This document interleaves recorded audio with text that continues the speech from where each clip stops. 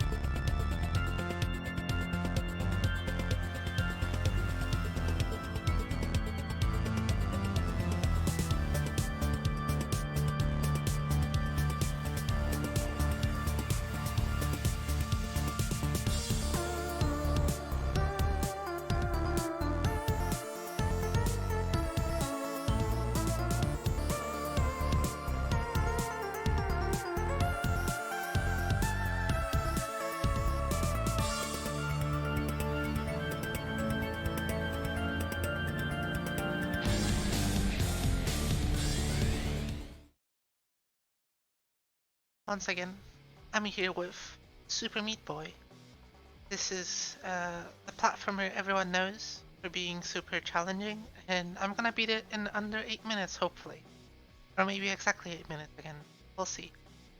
Anyway, I'm gonna do a very quick explanation once the run starts, but for now, I'm just gonna count down, so timing starts when I press start game, so 3, 2, 1, go. Alright, so this is any percent, meaning that I'm gonna use a major glitch. Warp to the end of the game, but first let me explain auto jumping or pause jumping. So basically, if you press pause, if you hold jump, pause the game, let go of jump, and then unpause, Meat Boy will always jump on the first frame of every jump. So now I'm in a warp zone. As you can see, when you beat a warp zone level, the game sort of fades out. But you can actually press space to bring up the replay menu and then replay a level. And for some reason that, well, actually I'll explain the reason a bit, but that lets me collect a bandage twice. So warp zones are different from normal levels in that the bandage completion only updates on warp zone clear, not on level clear. So that means I collected 3 bandages in that warp zone, while I should only be able to collect 2. So that messes with the game memory, so now the game thinks that every level is a warp zone, so I can collect this bandage, and then it'll be back. So I'll collect this one 3 times. That's 2. And that's 3. Uh-oh. That's fine. Okay.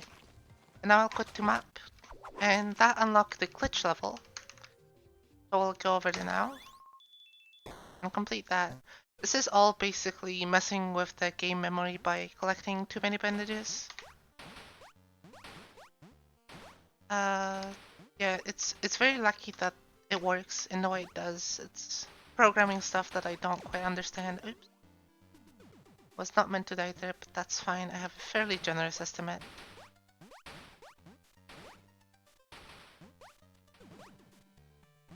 But yeah, so basically I beat a warp zone and one level in the first world. And now I can just quit the map and go to the final chapter of the game. Because of messing around with memory and all those shenanigans. So from now on, this is just your normal speedrun of the end. So we're gonna do a little jump. Everyone has a different setup for this. I like to do a neutral jump off this and right into the saw blade. This is why I have a generous estimate. Oops. Jump is tough. Okay, got it.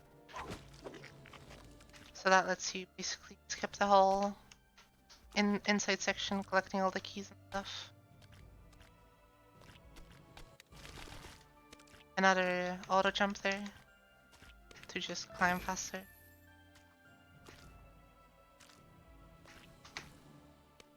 Uh-oh. I can't say I've done that before. Oh.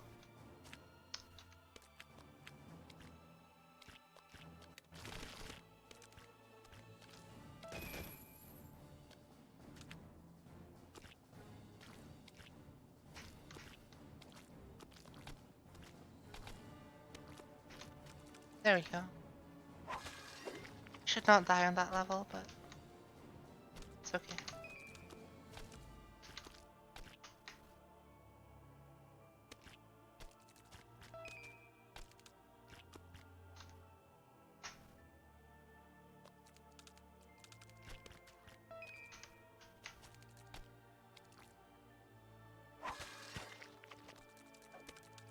So 2 more levels, and then Dr. Fetus, which is gonna be the end of the run. Ah, got the cycle here. Good.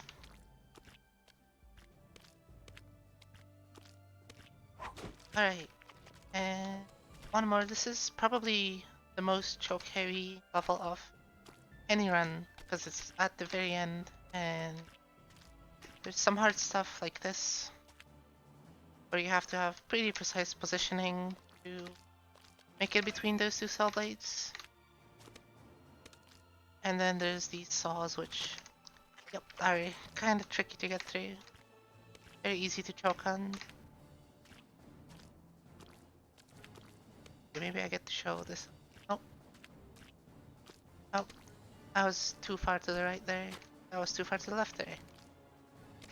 So funny thing about this game is when you die to a saw blade, it changes texture to a bloodied up one.